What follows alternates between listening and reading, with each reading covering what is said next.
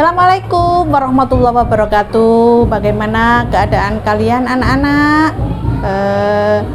Saya senang sekali bisa berjumpa dengan kalian di kesempatan pagi ini. Kita di materi kali ini kita membahas tentang cerita rakyat atau hikayat.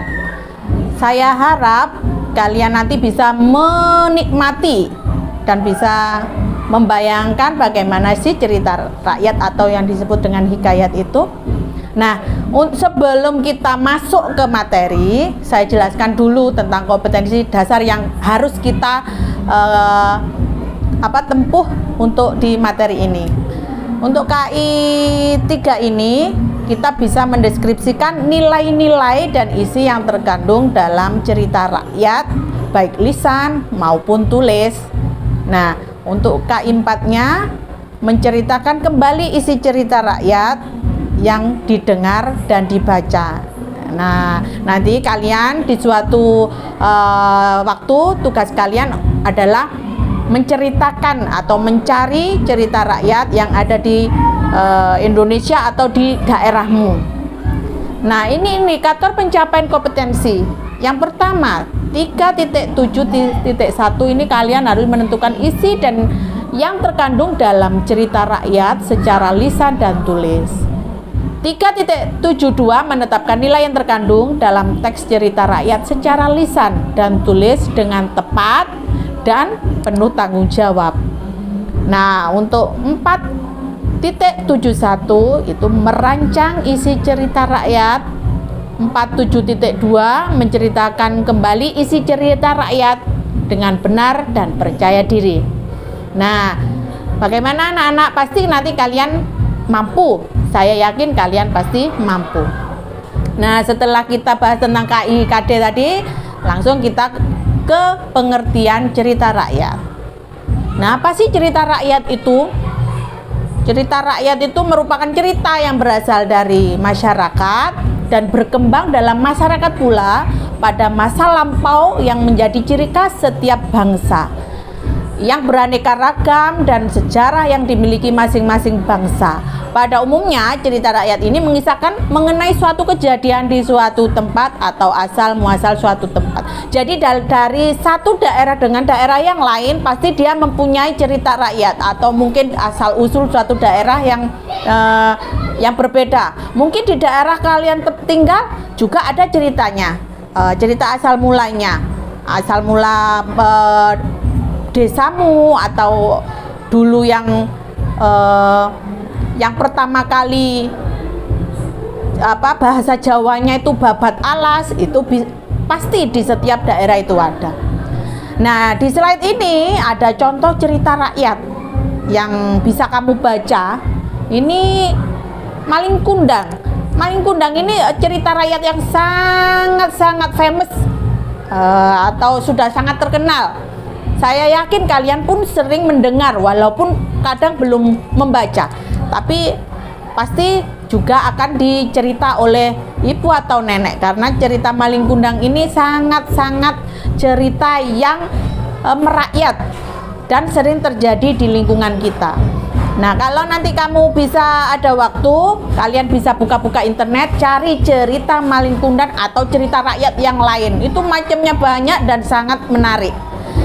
Nah, sekarang saya jelaskan tentang nilai-nilai dalam cerita rakyat. Yang pertama itu nilai moral. Nah, nilai moral ini adalah nilai yang berkaitan dengan sikap baik atau attitude manusia. Attitude manusia, attitude kita, attitude kalian itu adalah nilai moral. Yang kedua, nilai sosial adalah yang berkaitan dengan sikap kepada orang lain. Ya, imbal baliknya bagaimana? Sosialitas kita bagaimana? Kita hidup bersosialisasi, nah itu kita tidak bisa meninggalkan nilai sosial yang ada. Yang ketiga, nilai agama. Nilai agama ini yang berkaitan dengan keyakinan setiap individu. Jadi kalau orang itu agamanya Muslim atau Islam, nah nilai-nilai yang ada di agama Islam itu apa saja, mereka patut mengikutinya dan patut memegangnya. Begitu pula dengan agama-agama yang lain, pasti banyak juga nilai-nilai agama yang sudah diajarkan. Nah, itu kita tidak boleh meninggalkan. Kita harus berpegang teguh pada itu. Nah, itu nanti yang berhubungan dengan nilai cerita rakyat zaman dulu. Yang keempat, nilai budaya. Nilai budaya ini berkaitan dengan kebiasaan masyarakat sekitar. Masyarakat pada umumnya, masyarakat di suatu daerah, desa, atau negara itu akan berbeda. Jadi kalau kita datang ke daerah lain, kita tidak bisa mengikuti budaya kita, tapi kita harus mengikuti budaya yang ada. Tidak boleh kita memaksakan budaya kita kepada orang yang kita datangi, tidak bisa. Jadi kita yang mengikuti budaya orang lain. Yang selanjutnya nomor 5, nilai pendidikan. Nilai pendidikan ini terkadang terkandung unsur pelajaran dalam hidup. Jadi tingkat pendidikan seseorang ini juga akan mempengaruhi. Walaupun mungkin zaman dulu belum ada pendidikan akademis seperti sekarang, tetapi mereka bisa mendapatkan nilai pendidikan itu dari beberapa orang yang dianggap pintar. Nah, ini di slide ini kalian bisa membaca nilai-nilai dalam cerita Malin Kundang. Nah, nilai moralnya bagaimana, nilai adatnya bagaimana. Nah, nilai moral dalam Malin Kundang ini tindakan Malin Kundangnya tidak bermoral dan berkepribadian, tindakan yang menghardik ibunya. Nah, itu sungguh-sungguh anak yang durhaka. Ini contoh anak yang durhaka. Saya harap kalian tidak seperti ini. Yang kedua, nilai adat. Nah, Malin Kundang memutuskan merantau karena dia merasa tidak cocok berada di daerahnya. Dia merantau untuk mencari jati diri yang dianggap sesuai dengan keinginannya. Yang ketiga, nilai agama. Malin Kundang memutuskan merantau, sedangkan merantau itu sendiri merupakan adat lama orang Indonesia yang sekarang masih banyak melakukan merantau. Nah, kalau sekarang merantau untuk mencari pekerjaan, kalau Malin Kundang dulu merantaunya itu mencari jati diri, mencari ilmu, tidak hanya bekerja. Nah, ini teknik merangkum cerita rakyat. Ini sangat penting, jadi tolong diperhatikan ya. Yang pertama, kalian wajib membaca cerita. Baca sekali 2 kali, lebih dari 2 kali itu pun lebih baik. Kalau sekali 2 kali belum paham, baca lagi. Yang kedua, catatlah. Nah, mencatat ini kamu wajib mencatat yang penting. Setiap poinnya harus kamu catat. Bagaimana caranya? Setiap paragraf, setiap babak, setiap episode itu kamu cari ide pokoknya. Itu wajib. Makanya mencatat. Yang ketiga, carilah karakter utamanya. Karakter utamanya ini yang karakter yang menonjol itu yang bagaimana? Di setiap babaknya karakter yang menonjol itu siapa?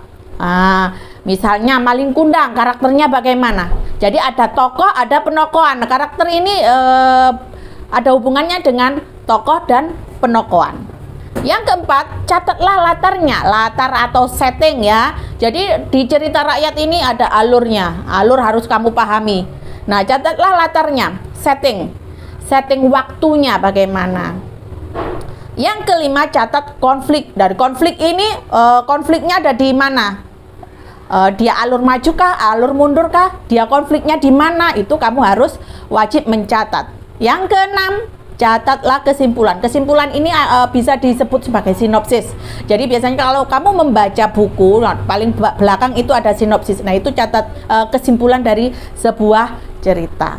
Nah, bagaimana anak-anak? Saya harap nanti kalian ini mengerti dan paham tentang cerita rakyat. Dan kalau untuk menggali lagi informasi, silakan kalian mencari-cari di internet atau media cetak yang lainnya. Saya kira banyak sekali contoh.